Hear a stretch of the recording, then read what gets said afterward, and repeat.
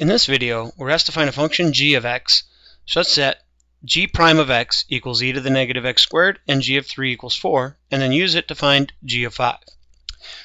So what we're going to do is we're going to use a nice property of the second fundamental theorem of calculus to help us to do this, because there's no simple antiderivative rule for e to the negative x squared. Now, thanks to the second fundamental theorem of calculus, though, we can pretty much find an antiderivative for any function. So what we'll do is we'll go from the integral from a to x of e to the negative t squared dt.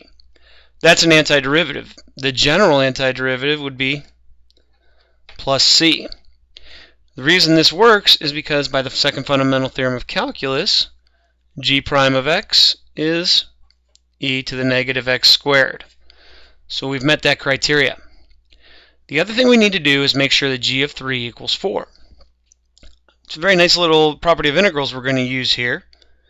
What I'm going to do is I'm going to set the lower limit of my integral to be 3.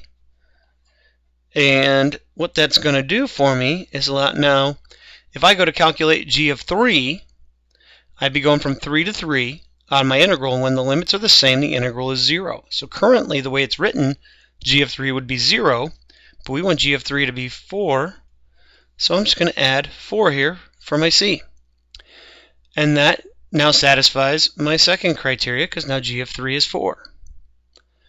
Lastly, we're going to use it to calculate g of 5, which is the definite integral from 3 to 5 of e to the negative t squared dt plus 4.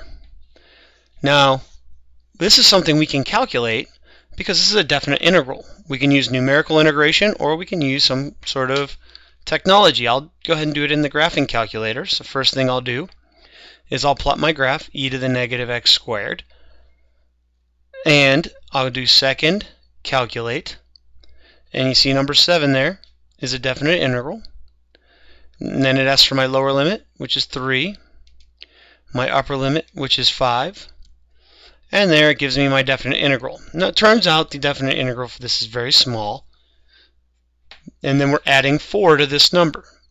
So what I have is 4. I'm just going to add the 4 right in, and then this is going to be, if you move that decimal 5 places left, you're going to have 4 zeros, 19577.